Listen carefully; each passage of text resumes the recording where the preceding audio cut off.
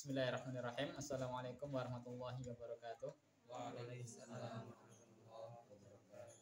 Alhamdulillahirabbil alamin wassalatu wassalamu ala asyrofil anbiya'i wal mursalin sayyidina wa maulana Muhammadin wa ala alihi wa ashabihi ajma'in. Allahumma 'allimna ma yanfa'una wanfa'na bima 'allamtana wa zidna ilma. Allahumma arinal haqqa haqqan warzuqna ittiba'ah wa arinal batila batila warzuqna ijtinabah. Alhamdulillah, segala puji hanya bagi Allah Subhanahu wa taala. Salawat dan salam semoga senantiasa tercurah limpahkan kepada uswah kita baginda Nabi Muhammad sallallahu alaihi wasallam. Insyaallah kita akan melanjutkan kembali pembahasan kita menyambung dari pembahasan yang lalu. Di pembahasan yang lalu kita membahas tentang model-model hubungan antara manusia ya. Ada hubungan antara manusia dengan Khaliq, kemudian hubungan antara manusia dengan manusia yang lain, hubungan antara manusia dengan alam semesta dan lain sebagainya. Maka di pertemuan kali ini kita akan membahas al-alaqah bainal khaliq wal insan. Ya, ini di halaman 77. Hubungan antara al-khaliq pencipta wal insan dan manusia. Yang tidak lain bentuk hubungan ini merupakan alaqatun ubudiyah. Hubungan peribadatan, penghambaan. Yang pertama, makna al-ubudiyah wa ahammiyatuha. Di makna dan urgensi penyembahan atau peribadatan. Dia adalah al-alaqah allati tatatalla'u falsafatut tarbiyah al-islamiyah ila bina'iha bainallahi wa bainal insan al-muta'allim. Hiyal ubudiyah awil ibadah. Hubungan yang ingin dibangun oleh filosofi pendidikan Islam antara Allah dan manusia yang ingin belajar tidak lain adalah hubungan berupa penyembahan atau hubungan berupa ibadah. Jadi ini jelas pendidikan atau filosofi pendidikan Islam itu yang harus diperhatikan dan yang harus diprioritaskan paling utama tidak lain adalah tujuan untuk membangun hubungan yang baik antara seorang hamba dengan Allah Subhanahu wa taala berupa hubungan peribadatan. Jadi sebelum semua tujuan yang lain ini dulu yang harus digarap. Ya. Wal ibadatu ismun jami'un likulli ma yuhibbuhullahu wa yardah. Dan ibadah itu merupakan atau mencakup segala sesuatu yang dicintai dan diridhoi oleh Allah Subhanahu wa taala. Minal aqwal wal afkar wal a'mal wal masyair wal awatif. Baik itu berupa ucapan, pemikiran, perbuatan, perasaan dan emosi ya. Fi hayatil afrad wal jamaat, dalam kehidupan individu ataupun kelompok.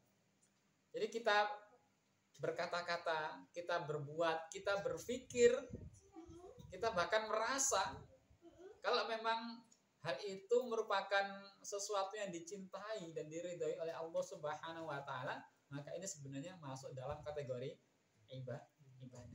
Berarti dalam pendidikan Islam kita harus mengarahkan anak didik kita supaya mereka bisa ini tadi, ucapannya, perilakunya, kemudian pemikirannya, bahkan perasaan dalam hatinya, ini nilainya adalah nilai ibadah.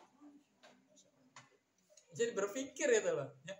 Berpikir saja itu bisa bernilai ibadah. Wa fi jama'il mayadin al-fikriyah wal ijtimaiyah wal iktisadiyah was siyasiyah wal askariyah wa ghairu dzalik. Di semua bidang, baik itu di bidang pemikiran, sosial, ekonomi, politik, militer dan lain sebagainya, dimensi-dimensi ibadah itu masuk sebenarnya. Jadi ibadah jangan diartikan ibadah itu hanya ada di masjid. Dalam sosial ada ibadah, dalam militer ada ibadah. Dalam politik ada ibadah. Semua aspek kehidupan manusia. Berikutnya, setelah menjelaskan tentang aspek-aspek dan dimensi-dimensi ibadah, berikutnya mu'allif menyampaikan wa ahammiyatu hadhil ibadah annaha al-illah ar-ra'isiyah lil khalq wal ijad. Pentingnya ibadah ini adalah bahwa ia merupakan alasan utama penciptaan dan keberadaan manusia. Maka cukuplah Quran surah Az-Zariyat yang berbunyi a'udzubillahi minasyaitonirrajim wa ma khalaqtul jinna wal insa illa liya'budun.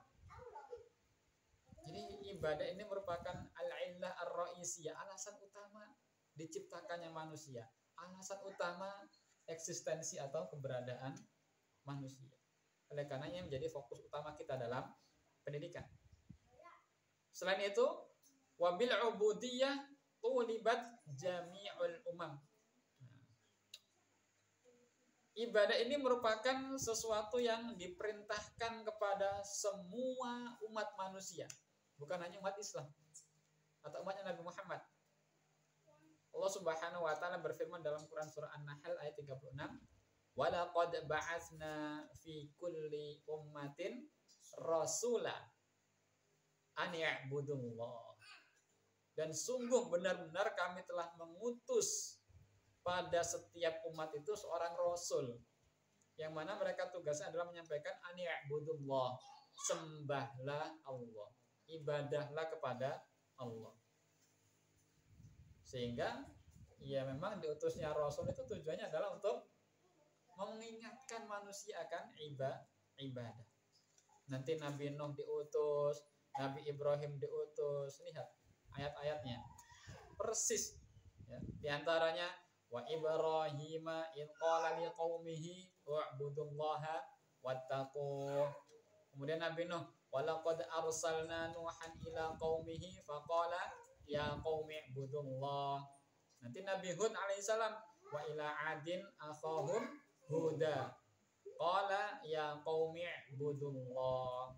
Nabi Saleh wa ila samuda akhahum salihah qala ya qaumi ibudullah. Nabi Syuaib pun sama, wa ila madyana akhahum syuaiba qala ya qaumi ibudullah. Nabi Musa wa id akhadna mitsaqa bani Israila la ta'buduna illallah. Nabi Isa wa qala al-masihu ya bani Israila wa'budullaha rabbi wa rabbakum.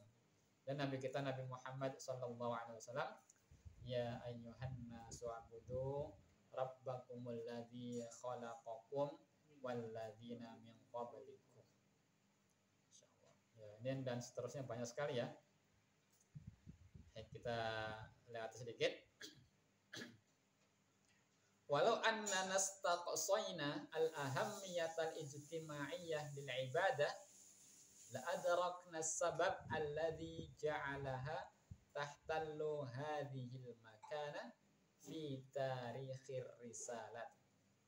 Jika kita menelusuri pentingnya ranah sosial dari ibadah, kita akan memahami alasan mengapa ibadah itu menempati posisi yang begitu tinggi dalam sejarah risalah nabi-nabi terdahulu. Ini kalau kita periksa dengan detail ini ya. Baik, ini pembahasan utamanya di sini. Fal insanu bihajatin ila hadafin samin. Manusia itu pada hakikatnya ia membutuhkan tujuan yang mulia dalam kehidupannya. Jadi manusia itu butuh tujuan yang mulia, butuh nilai-nilai luhur dalam kehidupannya. Karena kalau manusia hidup tidak memiliki tujuan, tidak memiliki nilai-nilai yang ingin diperjuangkan, dia akan menjadi manusia yang hampa. Sebagai contoh, sekarang kita hidup ini punya tujuan tidak? Bisa dibayangkan ya, manusia hidup tanpa tujuan. Ya, jangankan manusia, pohon-pohon itu saja mereka hidup punya tujuan untuk apa? Berbuah.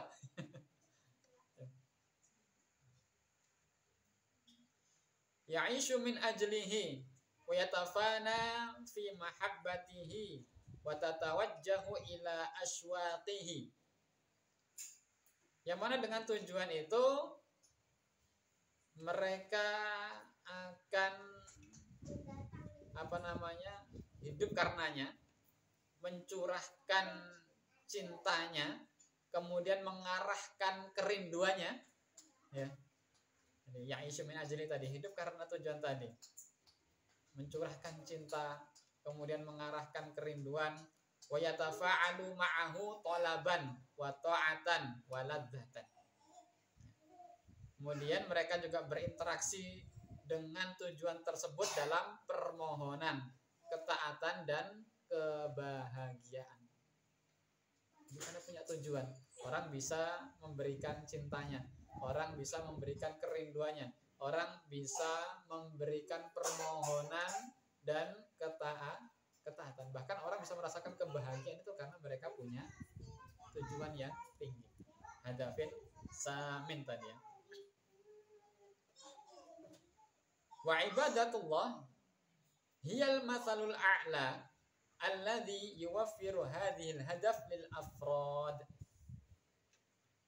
Ibadah kepada Allah adalah al-mathalul a'la, model tertinggi atau teladan tertinggi yang menyediakan tujuan ini bagi individu. Jadi pahami? Tadi manusia itu kan hidup butuh tujuan. Ibadah kepada Allah ini mewakili ini. Ini adalah model tertinggi dalam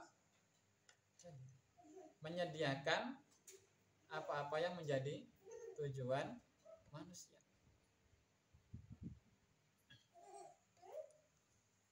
Wa 'alaiha tajtami'u kalimatul jama'at wa yata'alafuna wa yata'akhawna. Dan atasnya kata-kata kelompok bersatu. Mereka bersatu dan saling mencintai. Jadi karena ada tujuan hidup yang dinilai luhur tinggi, orang itu bisa satu kata, meskipun pendapatnya berbeda. Mereka juga bisa saling terikat antara satu dan lain. Mereka bisa saling bersaudara. Karena tadi mereka punya tujuan. Untuk merealisasikan tujuannya biasanya mereka akan butuh itu ya, kebersamaan tadi. Wahina yadhillul insanu hadzal hadaf as-sami. Dan ketika seorang manusia kehilangan tujuan yang luhur ini atau tujuan yang tinggi ini, nah ini perhatikan, fa innahu yankafi'u ila ahdafin daniyah, maka ia akan terjatuh pada tujuan-tujuan yang rendah. Jadi kalau manusia hidup kehilangan tujuan mulia dalam hidupnya, dia akan terjatuh kepada tujuan-tujuan yang rendah, dani. Tatamatsalu fi khidmati dawafi'i syahwah bimadhahirihal mukhtalifah, yang terwujud dalam apa? Melayani dorongan syahwat yang muncul dalam berbagai macam bentuk. Jadi kalau orang kehilangan ini ya, kehilangan tujuan yang mulia, dia akan jatuh pada tujuan yang rendah. Yang mana tujuan yang rendah itu hanya melayani apa? Dorongan hawa nafsu dengan berbagai macam bentuknya yang berbeda-beda. Wa hunaka farqun baina ayyakunal hadafu minal hayati huwa ibadatullah wa baina ayyakunal hadafu huwa ibadah al-gharaiz wasyahwat. Ada perbedaan antara ketika tujuan hidup itu adalah ibadah kepada Allah dengan ketika tujuan hidup itu adalah ibadah kepada naluri dan syahwat. Jadi ada orang menyembah Allah, ibadah kepada Allah, ada orang beribadah kepada naluri dan syahwatnya. Ini benar-benar berbeda. Yang satu adalah tujuan hidup yang mulia, yang tinggi, dan yang satu adalah tujuan hidup yang sangat rendah. Falaqad asbata tarikhul insani 'alal ardi annal insana yartaqi wa yatasama wa yataqaddam ilmiyan wa ijtimaiyan hina ya'budullah. Sungguh sejarah manusia di muka bumi telah membuktikan bahwasanya manusia itu akan yartaqi, naik, wa yatasama, menjadi mulia, wa yataqaddam, maju peradabannya secara ilmiyan wa ijtimaiyan, keilmuan dan juga tataran sosialnya, hina ya'budullah, ketika mereka menyembah Allah. Walakinnahu hina ya'budu syahawatihi yaqa'u dhahiyatal firqah was-sira' wal 'uzlah wal wahdah wal ightirab. Akan tetapi ya, ketika manusia menyembah atau beribadah kepada syahwatnya, apa yang terjadi? Ia akan menjadi dhahiyatal firqah, korban perpecahan, as-sira', konflik, uzlah, isolasi, al-wahdah, kesepian, wal ightirab, keterasingan. Wa kulluha tantahi bi tahtimil insan afradan wa jama'at, yang semuanya akan berakhir pada kehancuran manusia, baik secara individu ataupun secara jamaah, kelompok. Di ujung-ujungnya nanti ini ya, kalau yang diibadahi, yang disembah adalah syahwat. Baik. Ini kalimat dari Dr. Majid Ihsan Al-Kailani ini syarat dengan nilai-nilai psikologi manusia sebenarnya, karena antara psikologi dan pendidikan itu hampir tidak bisa dipisahkan. Walaqad kasyafallahu lil bahithina fi ayatil anfus. Allah telah mengungkapkan kepada para peneliti dalam hal ayat-ayat jiwa manusia jawanib mu'athirah an dauri mahabbah al-mathal a'la. Di sini ya dimaksud. Jadi Allah telah mengungkapkan kepada para peneliti tentang ayat-ayat jiwa manusia aspek-aspek yang bisa mempengaruhi peran cinta terhadap al-mathal a'la fi wujudil insan wa raqiyihi wa taqaddumihi wa istimrarihi. Jadi ini nanti ada peran cinta terhadap al-ma'salul a'la atau teladan ideal dalam keberadaan, kemajuan, serta kemuliaan serta keberlangsungan hidup manusia ya. Ada pengaruhnya ternyata. Di mana cinta mengambil peran dalam keberadaan manusia. Kenapa pembahasan tadi ibadah kemudian di sini cinta?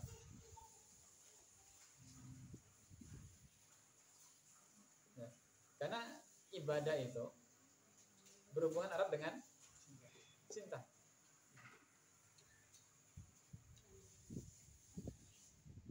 Kita bahas ya. Wa mimman naqasha hadzal daur alimun nafsi asy-syahir. Nah, ini ada seorang tokoh yang membahas tentang apa? Ini tadi ya, peranan tersebut. Beliau adalah seorang psikolog terkenal yang bernama Erich Fromm. Pernah dengar? Erich Fromm.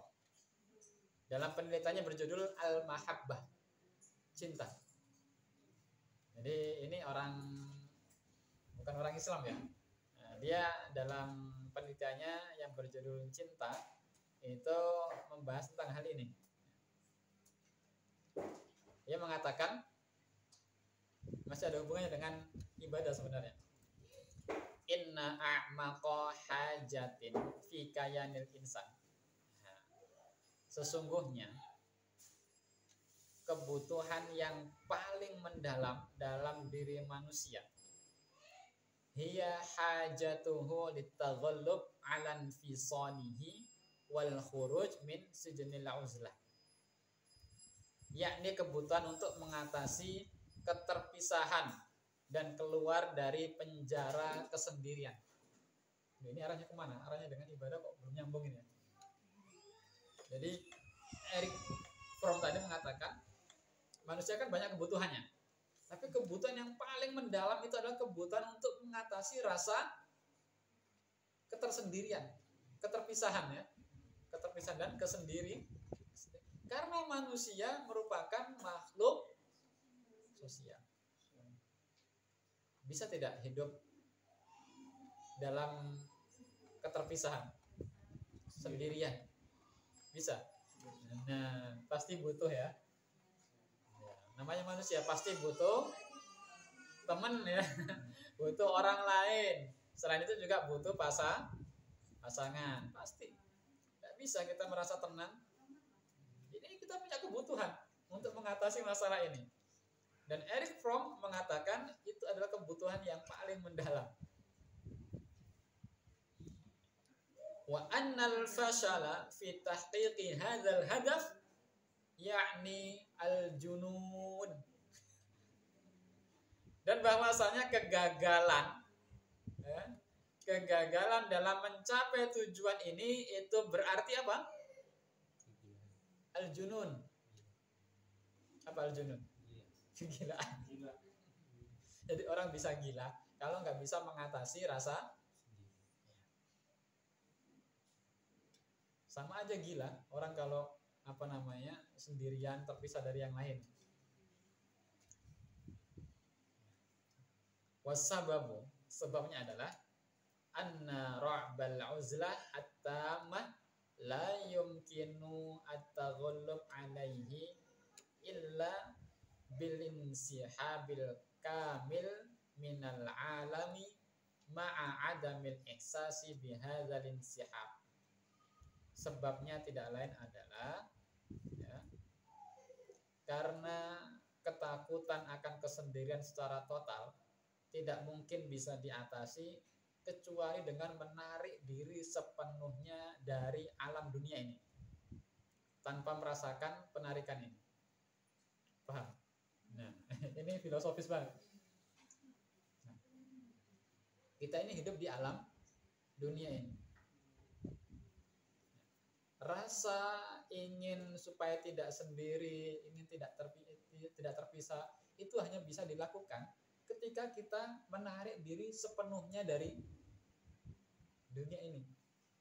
Gak ada hubungan sama sekali secara total tanpa kita sadari. Bisa. Kita menarik diri secara total dari dunia ini tanpa kita sadari. Bisa. Bunuh diri. Iya, itu banyak terjadi pada akhirnya. Karena itu dia tidak bisa mengatasi permasalahan. Wa hadza la yatahaqqaqu illa idza ikhtafal alam nafsuhu. Dan hal ini tidak mungkin terjadi kecuali jika dunia itu sendiri yang lenyap tanpa kita sadari. Bisa kalau seandainya dunia ini lenyap tanpa kita sadari. Sudah kita nggak masalah. Tapi selama dunia ini masih ada, intinya kita nggak akan bisa mengatasi masalah keterpisahan dan kesendirian. Betul ya? Betul. Ini belum ketemu hubungannya ini. Walidzalika kanatil mushkilatul lati yuwajihuhal insan fi kullil usur was thaqafat. Oleh karena itu, masalah yang dihadapi manusia di semua zaman dan di semua budaya hiya kaifiyatut taghallub 'ala al-'uzlah wa tahqiqul ittihad wa takhattil haya al-fardiyyah, yakni bagaimana mengatasi kesendirian, mencapai persatuan dan melampaui kehidupan individual. Pasti itu, ya. Permasalahan adalah bagaimana mengatasi ketersendirian, keterpisahan, kemudian bagaimana bisa bersatu dengan yang lain, dan bagaimana supaya tidak menjadi makhluk yang individu. Karena kalau sendirian di hutan jadi Tarzan. Tarsan aja punya teman kan? Teman siapa temannya Tarsan? Ya, Tarsan tahu ya. Ini kalimat dari Eric Fromm tadi belum selesai. Wa yumdi Fromm fi isti'radil hululi allati yalja'u ilaiha al-insan li mu'alajati hadhil 'uzlah wa tahqiqil ittihad. Nah, kemudian Fromm melanjutkan dengan meninjau solusi yang digunakan manusia untuk bisa mengatasi kesendirian ini dan mencapai persatuan. Apa coba? Yang ditawarkan oleh Fromm untuk memenuhi hajat ini tadi. Fayadhkuru annal insan yuhaqqiquha fi marhalatit tufulah min khilalil indimaj ma'a walidatihi waliltisaq biha radha'atan wa umumatan. Dia menyebutkan bahwa manusia mencapainya pada masa kanak-kanak. Dari mulai anak-anak itu sudah mulai butuh ini kan. Melalui apa? Melalui hubungannya dengan ibunya dan keterikatan melalui penyusuan serta hubungan anak dan ibu. Bayi kalau nggak ada yang nemani apa? Nangis kan? Kadang ditaruh, ada ibunya diam, nanti ibunya ini sebentar nangis. Nah, itu sebenarnya bayi ini sedang ingin mengatasi salah satu kebutuhan yang paling dalam, yakni dia nggak bisa sendiri. Dia nggak bisa terpisah dari yang lain. Makanya kalau ada temannya kok suka menyendiri itu sebenarnya bahaya.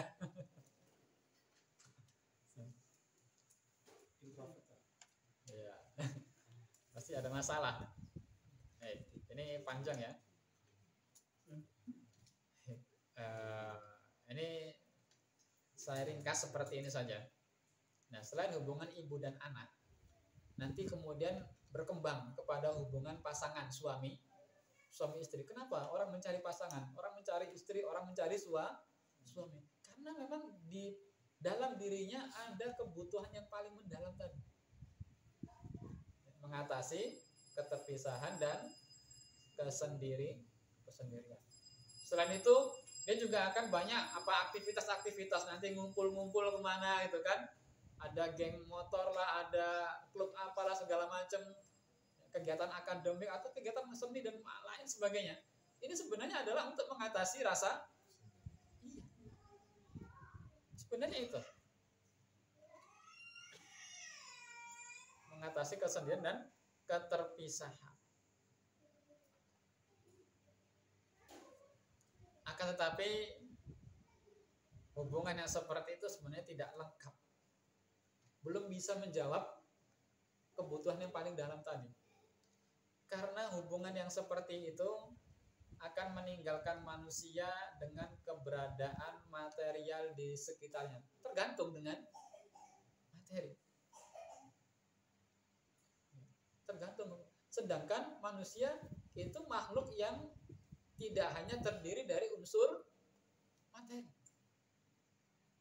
tetapi manusia juga punya unsur apa? Psikologi. Iya, aspek psikologisnya itu tetap membutuhkan apa?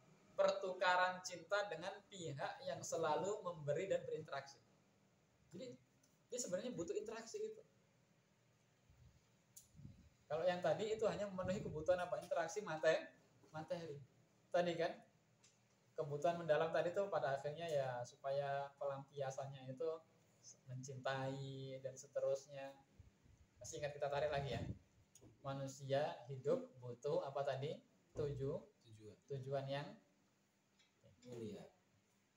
Yang dengan tujuan itu manusia bisa melampiaskan apa? Mencurahkan cintanya, mengarahkan kerinduannya.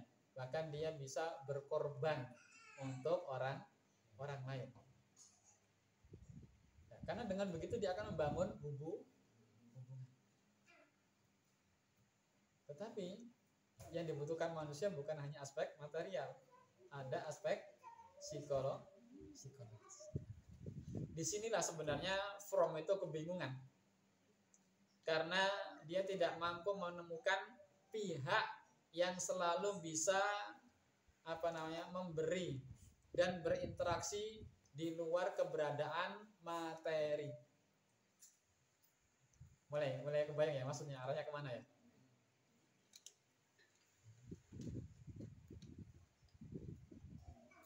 Dia kembali berputar dalam lingkaran manusia. Balik lagi, ini dibahas manusia lagi kan. Oh, dari bayi itu anak sudah mulai ini sama ibunya membangun komunikasi, adalah karena ini dia butuh cinta, nanti dia juga mencintai dan seterusnya. Nanti selepas dari ibunya dia dengan teman-temannya, ya kan? Nanti selepas teman-temannya dia dengan pasangannya dan seterusnya itu.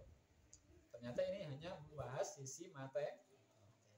Padahal ada aspek yang ya ini wajar ya, karena memang Erich Fromm tadi tidak menemukan wahyu yang benar yang bisa membantunya dalam proses pengetahuan di luar lingkaran manusia, di mana akal itu berhenti pada batasnya itu. Baik, ini ada kalimat yang menarik dari Dr. Majid Irsan.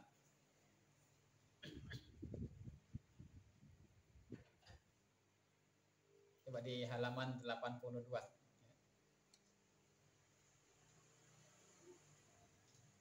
Fal insanu, ketemu fal insanu? Fal insanu la yumkinu abadan an tushbi'a hajatahu ilal mahabbah limna dairatil wujud al-madi.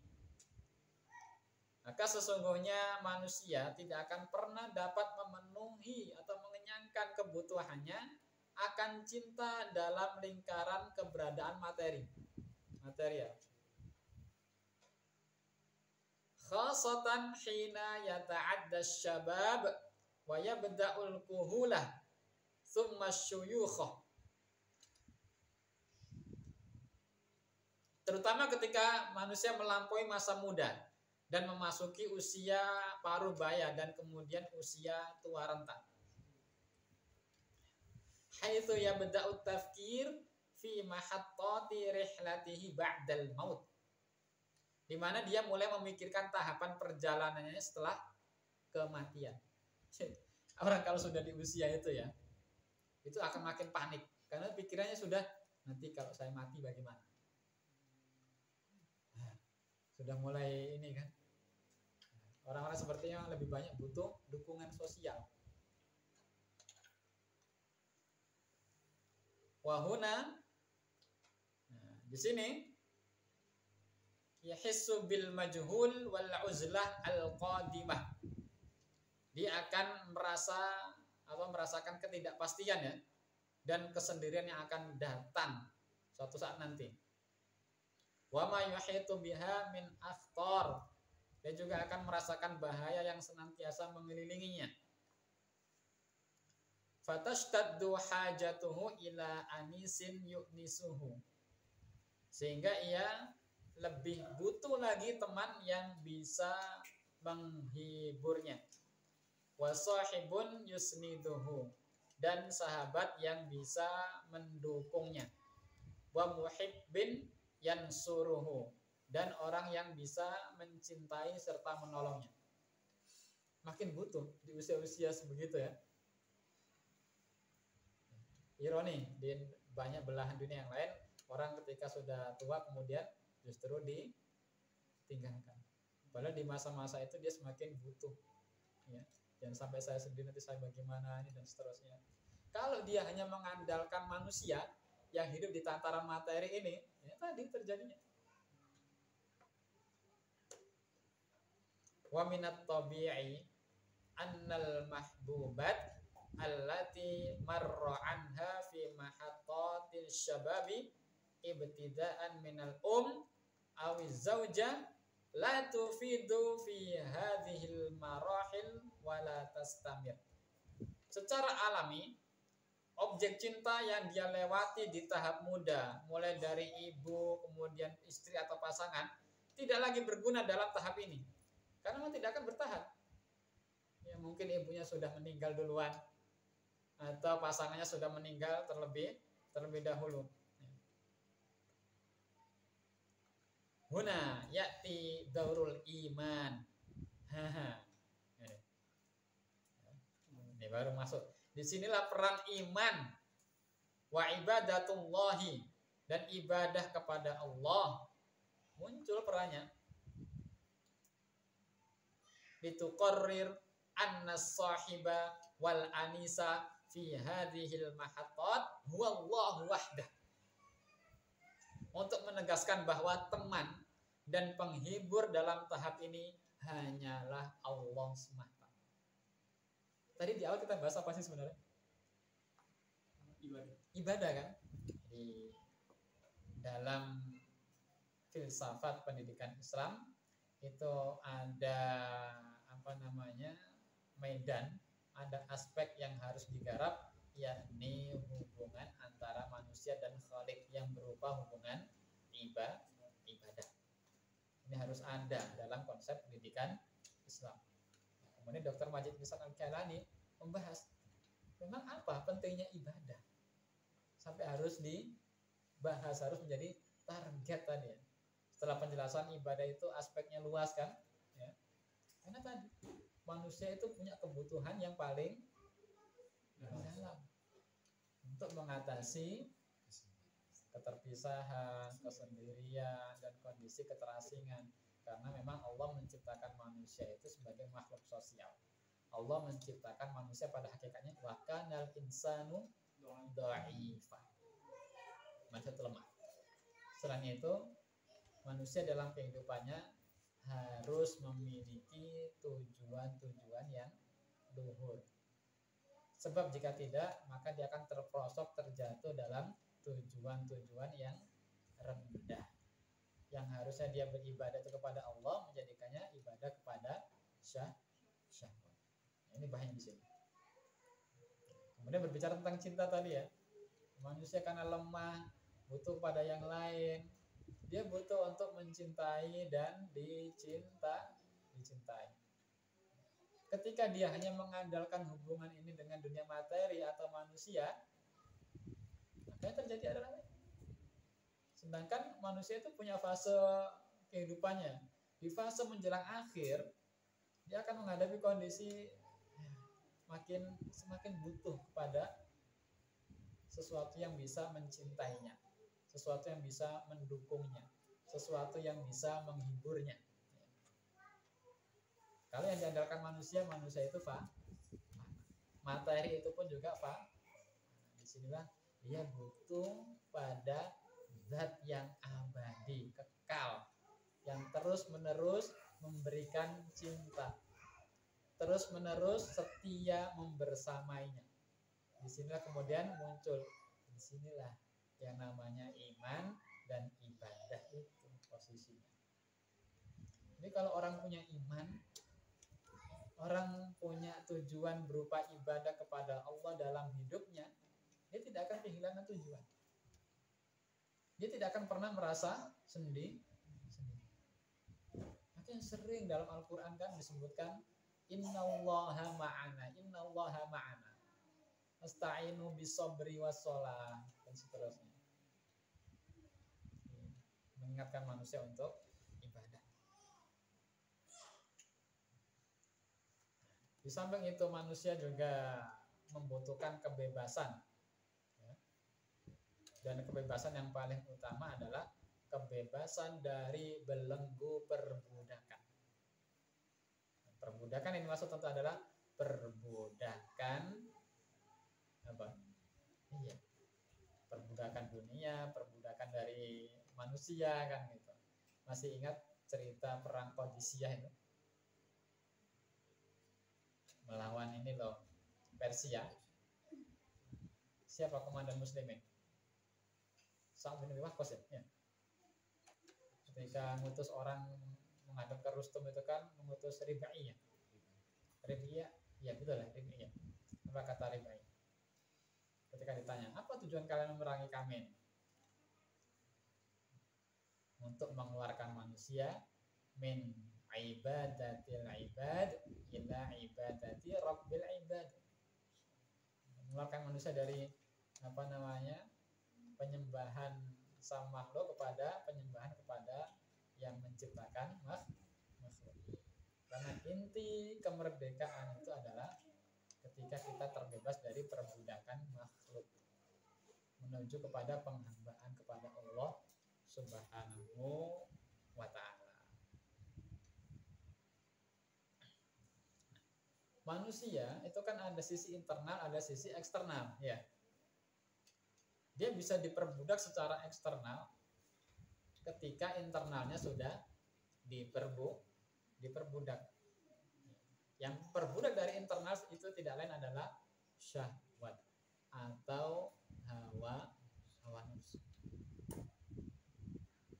Sebenarnya kemerdekaan itu di sini, dalam hati dulu. Bisa saja dia statusnya hamba sahaya, tetapi sebenarnya dia adalah orang yang merdeka karena jiwanya merdeka. Nah, inilah pentingnya ibadah kepada Allah Subhanahu wa ta'ala. Dengan demikian, ini langsung kita ringkas ya. Kalimat akhir sini. Wabidzalika takunu hajatul insan ila ibadatillahi wa mahabbatihi. Kebutuhan manusia untuk beribadah dan mencintai Allah tuqabilu hajatahu ila ta'ami wasyarab, menyamai kebutuhannya akan makanan dan minuman. Hadhihi listimrari hayati ruhihi wa qalbihi. Karena ibadah pada Allah dan mencintainya itu adalah untuk kelangsungan hidup rohani dan hatinya. Adapun yang kedua wasaniya listimrari hayati jasadihi, untuk kelangsungan hidup jasmaninya.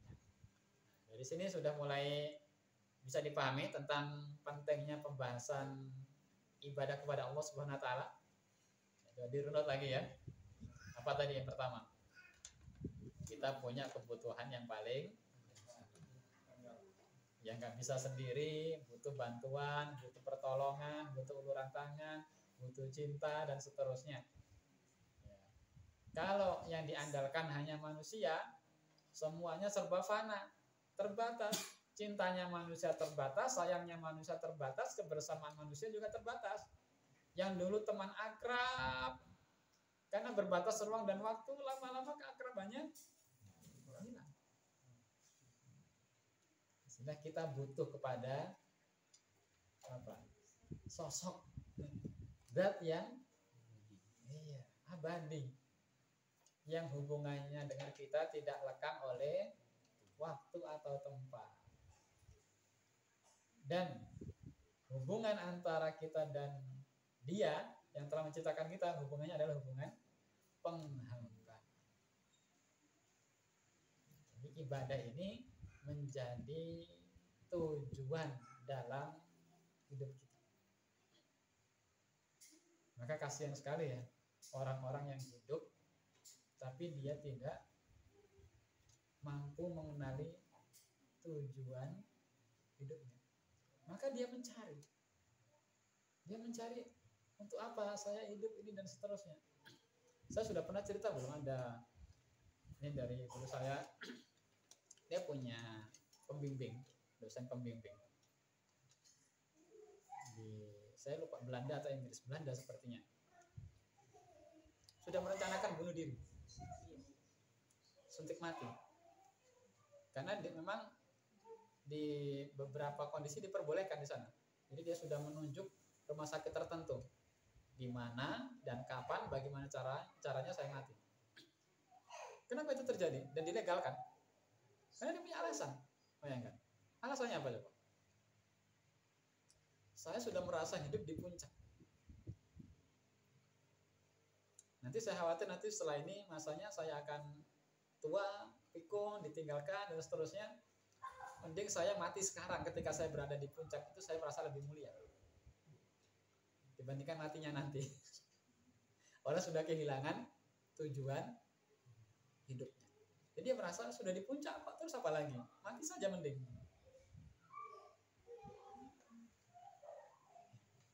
Ini manusia yang kehilangan tujuan hidup.